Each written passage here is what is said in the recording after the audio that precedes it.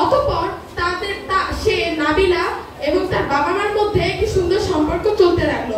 তার অনেক ভালো মুহূর্ত কাটাতে থাকলো।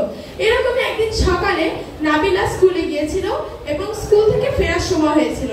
সেই দিন তার মা বাবার ব্যস্ততার চাপ ছিল অনেক বেশি, এজন্য আবার তার উপরে তাদের বাসায় যে কাজ করে সেও আজ আসেনি।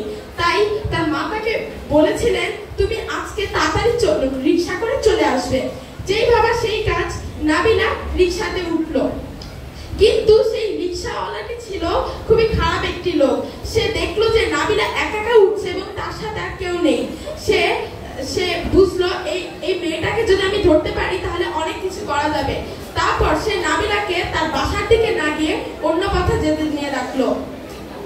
তারপর নাবিলা বুঝতে পেরে হঠাৎ বলল, আপনি আমাকে কোথায় নিয়ে যাচ্ছেন? তারপর লোকটি বলল, তুমি চুপ থাকো, আমি তোমাকে তোমার বাসার দিকেই নিয়ে যাচ্ছি।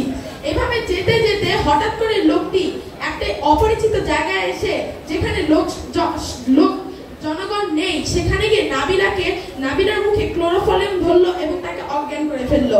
পরবর্তীতে সে দেখলো, নাবিলা ঘুম থেকে উঠে দেখলো, অজ্ঞান অবস্থা থেকে উঠে দেখলো নাবিলা একটি গুদামে পড়ে আছে এবং তার আশপাশে কেউ নেই, দুটি লোক ছাড়া।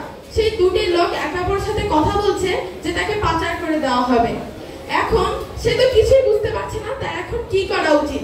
অতীতে এখন তার মা বাবার কথা মনে পড়লো যে তার মা বাবা আগেই সতর্ক করে দিয়েছিলেন, তুমি যেখানেই যাও সতর্ক হয়ে চলো।